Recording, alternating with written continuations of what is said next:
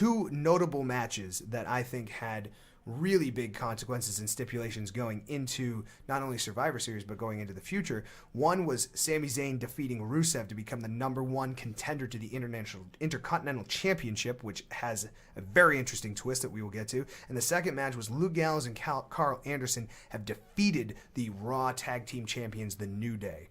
I think both of those things mean totally different things, but for Sami Zayn going into Survivor Series and going up against Rusev, coming off of a loss that we just talked about at Hell in a Cell, Rusev is now starting to fall into an abyss of, is my strength alone enough, or is my attitude, is my general disposition getting in my own way?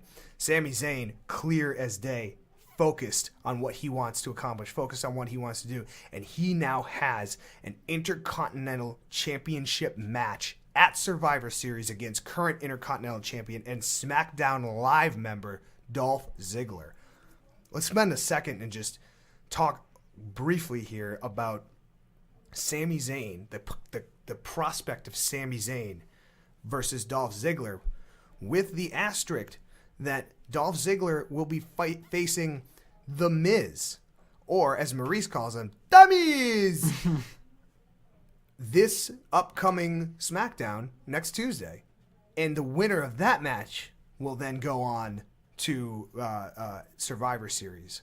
I have a very good feeling that Dolph Ziggler is very prepared for The Miz, considering what happened at Backlash, considering what happens every week, considering that The Miz rejects matches with him and tries to play this whole Hollywood mind game agent nonsense with everybody. But how do you feel, before we get into the SmackDown side of things, how do you feel about Sami Zayn in this match? I love it. I think it's great. I think Sami Zayn is one of those guys where Rusev is headed now, unfortunately. He was in that abyss, that purgatory for quite a few months coming off the loss to Chris Jericho Clash of Champions. Wasn't really doing too much of note. Targeted Braun Strowman. That went nowhere. Fell short in the Battle Royal a few weeks later. So I feel like going after the Intercontinental Championship is the best thing for Sami Zayn. Not only that, but if he wins, may he take the championship to Raw? It's possible. But I think an even a more exciting prospect is him winning the championship and taking that title to SmackDown with him.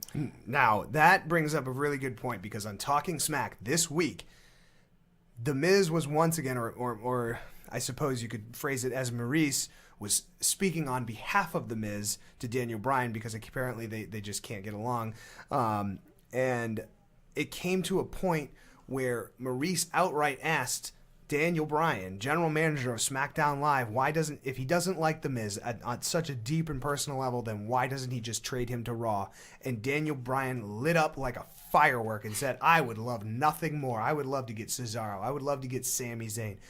What if the Intercontinental Championship never leaves SmackDown, but The Miz does?